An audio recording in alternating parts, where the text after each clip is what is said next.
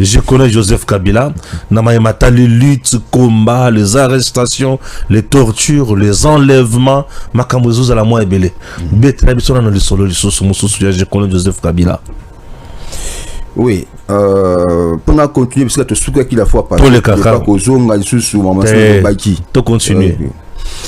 Alors, après 2015, bien sûr, évidemment, Edeki, Bakangi, Christopher Ngoyi, oui. Koti na Bakangi Balevaki. Parce qu'il faut préciser, c'est très important. Enlèvement, différence entre enlèvement et arrestation. Comme Moutou, et ça, on respecte la procédure légale. Enlèvement, et ça va lever Moutou, c'est qui va Bakiwa, puis ainsi de suite. Alors, après enlèvement, avant du côté Kuna. Après pression au société civile na communauté nationale salaki ba misier na ba kacho ya annexe ba bombakier ba exposer di bosso à justice machine à justice. Après la justice ba kissier na ministère intérieur, à l'époque c'était ministre Bochab na salaki ministre intérieur, ba présenté comme auteur il y a Makamunus de Kaki en janvier 2015. Présenter les Bosso Yabatou. On a vu Christopher Ngoyi est fatigué. C'était dit à quoi? Oui, c'était fatigué parce que Wan Sobon Nakasho Aner, Mayozo Melate, Kolia Ozolia, Malongate, Bilamba Kamoko, Bakangaeti, Namkolo Azaka Bilamba Owana. Asala Bilamba Owana Nanzoto. Parce que un mois, Bilamba Moko Nanzoto. Un mois, Elamba Moko Nanzoto. Et tout ça, vous voyez que c'était vraiment compliqué. Au moins, il respiration exaltée, il bagné partout, Bakacho bagné, mais oui, Masuba, au vendu, bon, en fait, quand on a boutou à côté de la cellule, on a tongo baché qui se moque quelque part, on a 4 kuna, au vendu à 0 mètre bagné sur les caboui. Et sur les caboui, sur Kende. Et sur les Kende, na Masuba, sur les Kende. Dans mon actu, vous pouvez nous parler d'un dossier, il y a Coutinho. Oui. Coutinho, ça rappelle souvent le Congo, non? Coutinho a ça qui sauve le Congo avant. Avant, c'est après Sun City. Après Sun City, elle a eu comme avec l'élection. Au bout de 30 juin, tout s'arrête. Oui, c'est qui à l'époque, on a 2016. Tout s'arrête. Voilà. 1 plus 4 égale ce qui 0 comme ça. Voilà. Nesika Coutinho à Kotaka Angers. Ok. Alors critiquer qui n'a pouvoir à l'époque, ok, pour organiser l'élection, tout ça dans un cycle normal. Comprenez? Nebisika Oyo Wakangai Coutinho, je me souviens encore à l'époque, nous avons un professeur Yepso Moko en général. En général, à l'époque, on avait qui autorité dans l'auditorat militaire. Dans autre cours militaire. À ça, c'est le Moko dans l'auditoire. Tout ça, dans la troisième candidat, je me souviens. Dans le cours, il y a droit pénal spécial. Ouais. Alors, tu sais que non, je sais bien que non, Coutinho est innocent. Voilà, on a dit autorité vraiment dans haute cour militaire. En général, autant comme on a été. Ah oui, je sais bien que Coutinho est innocent. Mais retenez une chose. Laquelle? Coutinho, Barokangaye, parce que ça qu'on a déjà. Avec condamné. Après, si vous avez temps où va condamné. Ok? On va condamner. Avant dans ma cas là, après. Mais en réalité, ici je ne suis pas très scientifique. Coutinho a commis une infraction mon corps. Waouh! Il y avait une attitude, une habitude, il y a Bazouk Bakangio. Au bandiko Bela, Bamemio na hôpital. Ce qui va mieux en hôpital, tu es malade, coincé dans le lit, mais tu as quand même des soldats Bazo Kengelao. C'était comment? Mais papa, je te dis bien que non, tu suis par exemple, c'est beaucoup typique on a Fiva, le prêt. Il y a Christopher Ngoyi. Christopher Ngoyi, Abeli. Christopher Ngoyi, non, on était empoisonné. Ah, empoisonné. Empoisonné. Abelité, mais empoisonné. Empoisonné dans la prison Makala. Oh. Ouais. Mais Boukangi, les gens vont empoisonner les choses. Je crois que le président de la République a émis dossier. A émis dossier, on a le président de Tshisekedi. Oui, peut-être que c'est qui dit Félix. A émis dossier parce que Akenaga ko rendre Christopher Ngoyi visite la prison Makala. Très bien. À l'époque. Ouais. Dans Makala à l'époque. Bakangi, empoisonné dans la prison. Ok. Azuka ce côté maté. Azuka ce conseil le côté sentiment fatigue totale et généralisée. Être capable de se tenir debout pendant longtemps. Jusqu'à ce que Ayaki Kokoya. Akoui, Oui. Ils étaient obligés, parce que tout ce temps, on ne voulait même pas l'amener à l'hôpital. Comme ça, qui est dans l'hôpital, ils ne voulaient même pas. Parce que, il y a une bataille qui n'a déjà. On entendait déjà que non, il Satan, pour ceux qui ont soutenu ça, Nini, et Kola, et bon, bah, c'est lui, il y a trop tard, comme que non, il y a la soutien. Ouais. Alors, et ça, Kimbongo, a quoi il me dans la prison, bah, moi, comme normal, bah, service est électé, et, bah, association, et puis, bah, tout ça, qui au courant, à l'immédiat, que non, que se fait coup dans la prison, à quoi on a fait pression, bah, mis ça qui est un hôpital. Nous sommes un hôpital. Comme un hôpital, dans le centre Nganda. Dans le centre Nganda, oui. C'est la même caille. Comme dans l'hôpital, comme ça, comme un hôpital, on se met à Moutou, des babotama, à tika jamais, cause anémique. Oui. Mais parce que c'est Kimokolo, il y a plus de 50 ans, et que non, aux anémiques. Oh! C'est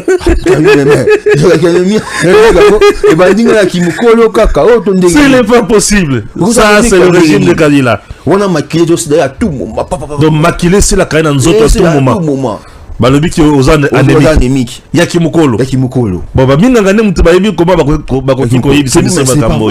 beaucoup de choses de négatif de tout temps quand même toi maman no so ya miki da mutuna biso comment muto mwa tikobe le konate kimko ba comme anémique na ndingeni c'est possible inquiété ba tunyoso on ce que pour ba torturer très bien ba juillet ba classer na centre Nganda oui hôpital ba telier ba garde combien de militaires comme ça oh papa mais il est déjà malade, affaibli par la maladie. Oui, je te dis que non, à l'extérieur, on avait arsenal la militaire, ils étaient plus de 10. Plus de 10 militaires dehors. Bah, je suis basé la 4. Mais la 4, il y a un embête à l'hôpital, il y a malade. Oui. Bah, tu as le militaire à gauche, militaire à droite. Oui, monsieur, basé la 4.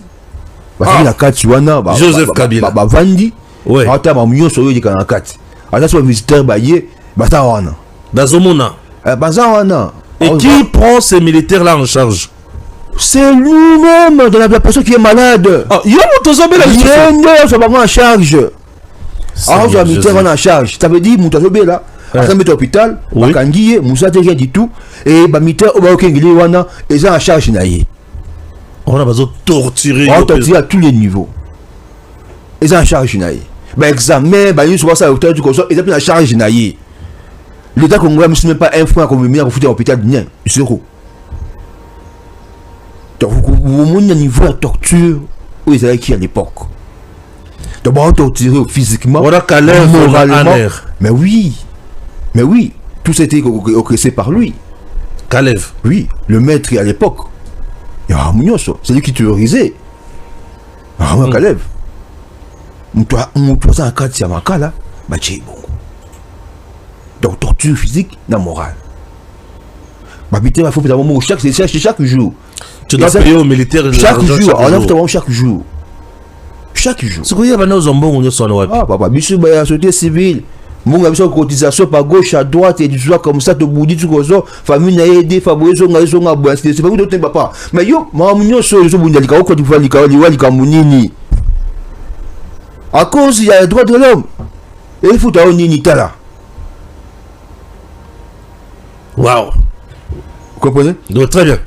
Donc, sur le plan psychologique, sur le plan physique, mental, Babomaki. Donc, aux Obela, Balongolo na prison, Bayebache na centre Nganda.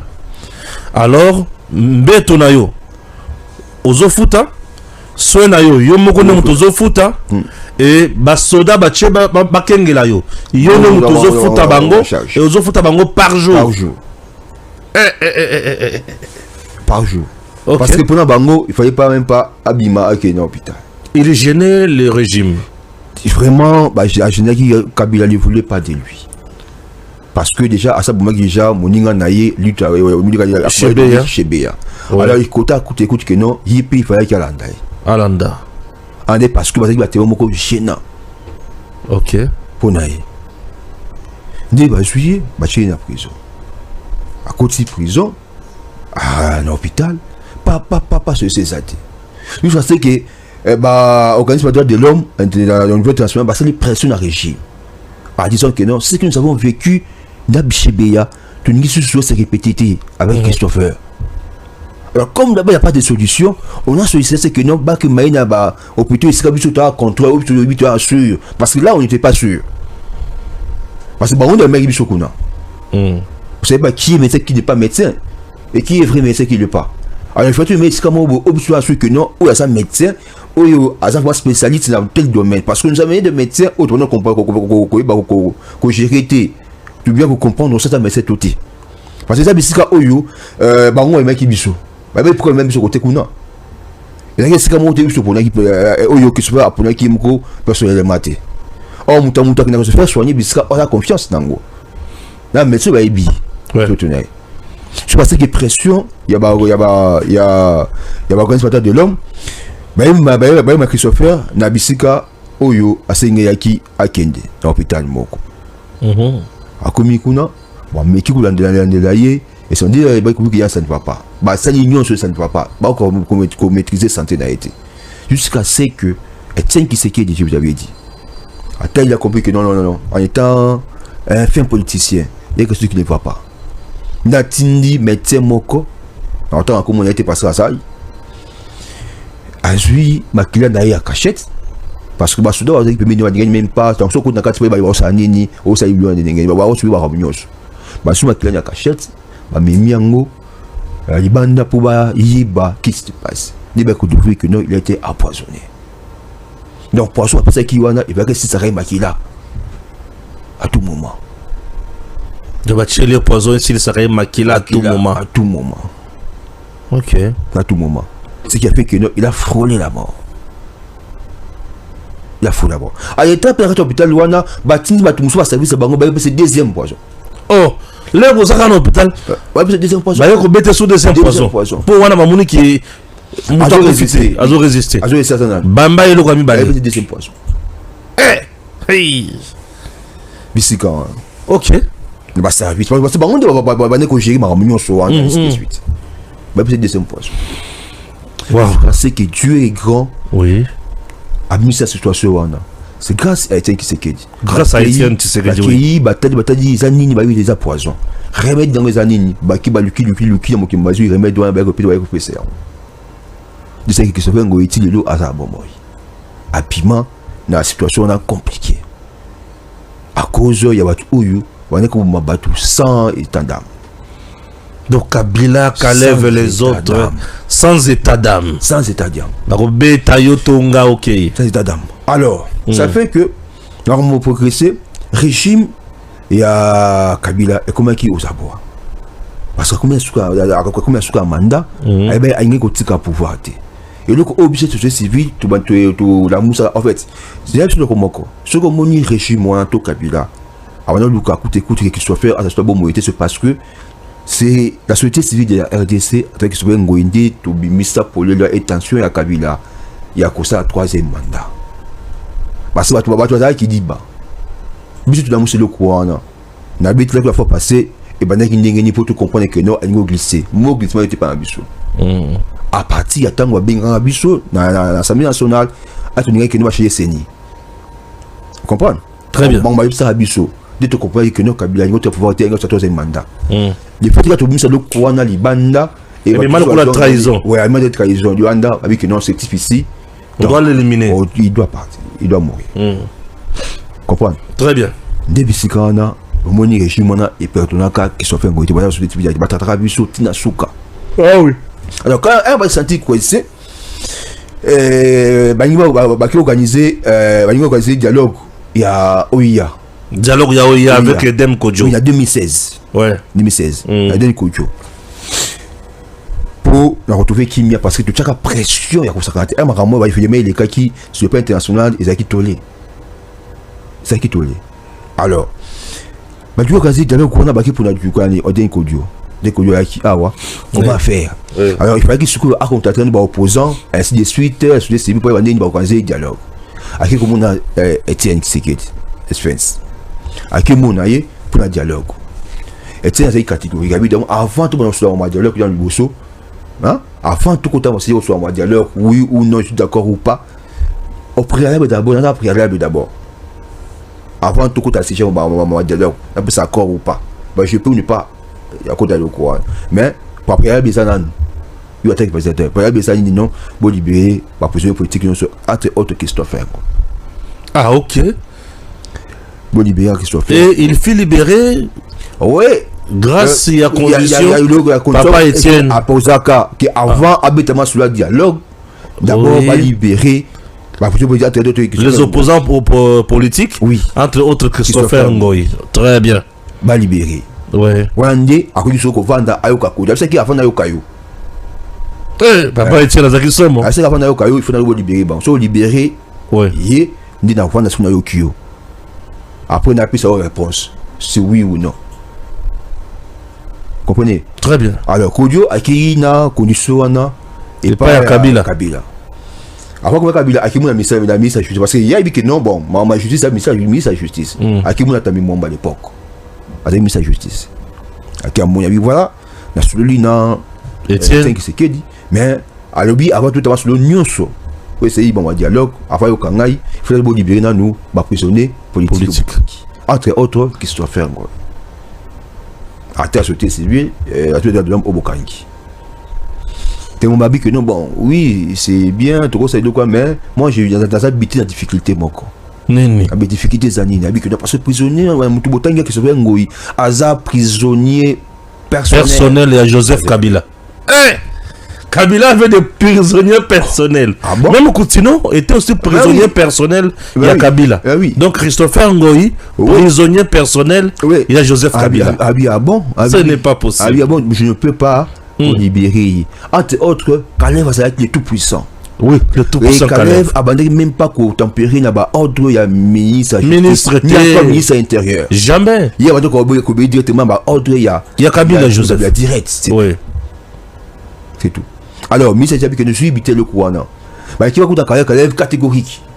Pas question. Pas question parce que on a failli habiter déjà pouvoir. À cause de ces messieurs. À cause de ces messieurs. En tout cas, peut-être sur RR Rwanda, il y a qu'on libérer. Si on libérer, ça veut dire qu'il faut pouvoir écueillir. Mais je sais qu'il y a déjà. On s'est rattrapé dans la dernière minute pour toute la situation. Une autre personne n'a jamais causé la liberté parce que c'est à ça danger pour le pouvoir dans Bissou. Bon, le ministre comme ça va à Bissou que non, il faut que nous nous Kabila et Moko. À celui Kojo, qui est Mona Kabila. Ah oui, bon, tout celui là, Spence, Etienne, c'est qui dit, alors lui que non, avant de tout bêtement sur le dialogue, il faut nous, préalable, les a résolu. Pour y avoir besoin d'abord, au libérer, président politique, entre autres, Christopher Ngoy. Christopher Ngoy, Kabila senti coincé, à moins il va ça sauter, c'est que ça dit bon moté, donc, à eux, quand même pas.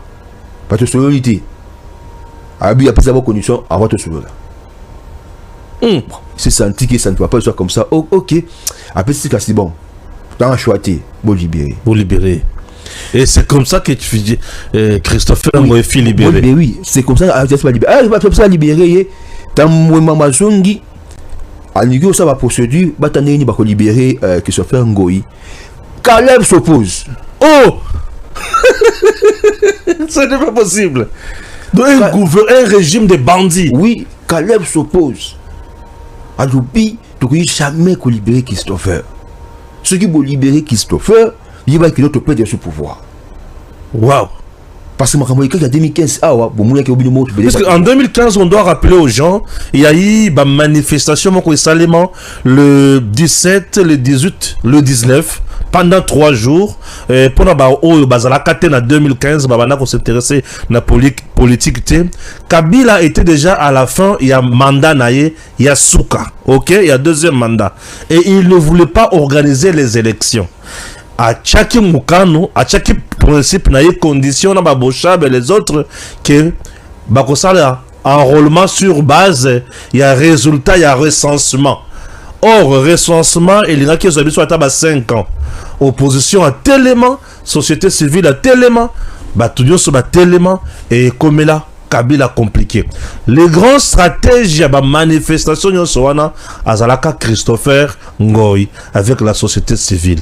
Puisque je sais que ma marche, il n'a pas pris part. Hein. C'était SID, Fayoulou, c'était Kamere. Il dépêche à Aguikoya, il dépêche à problème à l'époque. Il y a des problèmes, Etienne était malade. Ah, Etienne était malade. Malade à Libanda. Oui, à Libanda. Il fallait qu'il Etienne soit au courant. Voilà. Alors, nous avons une décision, il défend. Il a quitté. Voilà. Pourquoi il y a Mavoum, c'est comme secrétaire général. Très bien. Comme je me souviens. Ouais. Ils ont participé aussi d'une façon directe ou indirecte. Très bien. Ils ont aussi participé. Merci. Alors, Christopher, comme était la machine, la plaque tournante, Kabila Kangaye Moutema le billet, na Obomaye, Nde Akangiye na Kalev, Bache na Boloko, torture na Aner, Bache ba poison, Azoku Fote, et ba poison, on appelle Moutouabi Kisaye, Papa Etienne Tshisekedi. Et, histoire en beaucoup, ils sont avec Kabila. Donc, combien de temps il y a dialogue, Kabila, ça n'a pas ça à sauver le pouvoir naïe. À ça, la glissement. Et mon tout pas de mon glissement. Kaka Christopher Ngoywana. A Nyokola Kabila boy. Eh, tata, ozana histoire, tata. Les géants Lengambe. Alors, tozana Boloko, et comme pour Christopher Abima, Kabila Ndimi, Kalev Aboy.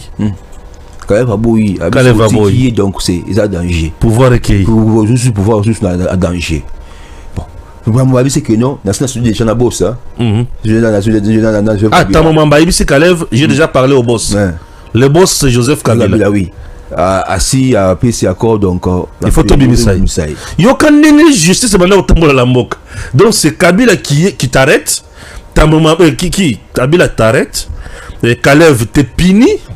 Le ministre de la Justice a décidé. C'est un coup. Le magistrat, procureur, c'est un coup. Christopher. Oui. Le ministre de l'Intérieur n'a même pas au courant. Le ministre de l'Intérieur n'a même pas au courant. On est en service. L'intérieur. Oui. Mais le ministre de Bouchard n'a même pas au courant. Elle doit être comme Bouchard dans le bureau, utilisateur de l'homme. Pour tu as l'impression qu'on a fait un utilisateur de l'homme Christopher Azokamo. Oh. Nini. Azokamo. Oh, je ne suis pas au courant. Je ne suis pas informé. Wow. Et Abi Bout n'a pas vérifié. Ah, mais comme il a vérifié, quand même, celui de Kangi. Ah oui, il y a Kangi. Oh. Ah, mais vous Kangi, c'est pas informé. Alors, j'ai oublié d'ordre dans la côté.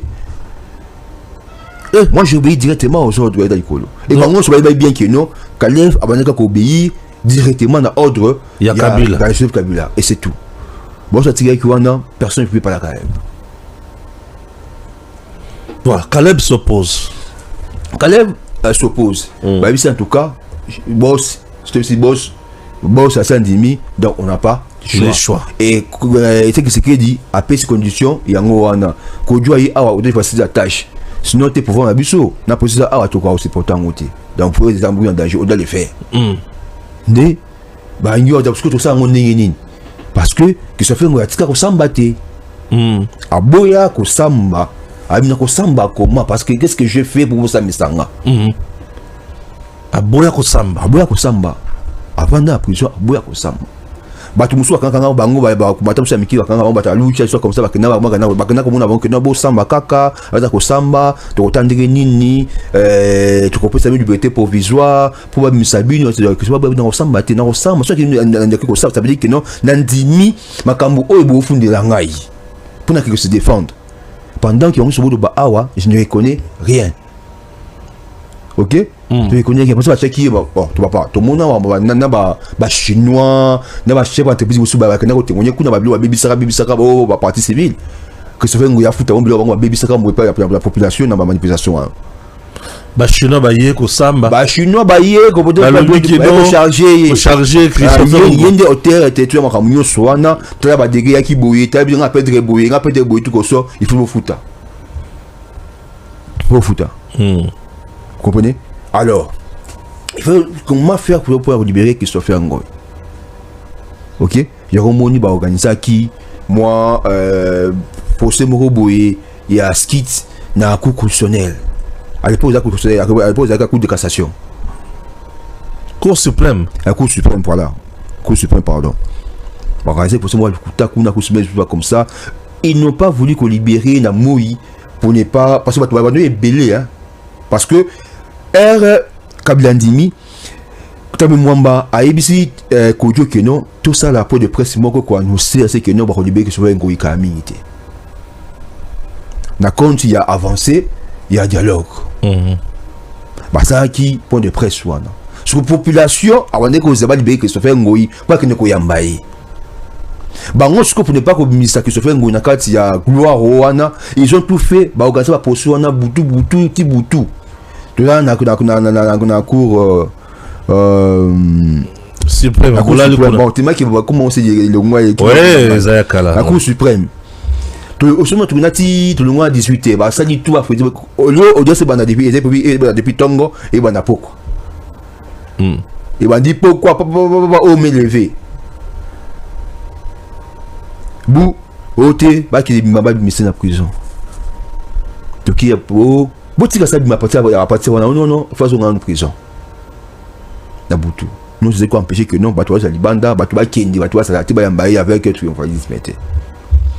Bah ici vous voulez beaucoup de 20h parce bah ici directement Toki pas ya était que c'est qui la 10e rue Akei kuna pas remercier parce que vous savez que non c'est lui qui avait posé comme condition bah Akei pour remercier la 10e rue le même jour Akina ya mabiso d'ailleurs prochainement on va photo wana ba photo wana ya jour wana tant ya makabiso ainsi de suite na pas na yewana na période tout sur là et tout ça à l'époque amara pour mabiso c'était sur mobimba na ba tout de l'heure abia sepeli ainsi de suite soit comme ça sikoyo ya dozongi sikoyo effectivement il fallait qu'il a ça checking à se faire soigner correctement ouais parce que si tu as tu sais comment il va checker chuba et tout ça comme ça au début vraiment constater ben examen vraiment nécessairement pour les bactéries si à la suite ma bien monte dans autres parce que abina monoko ya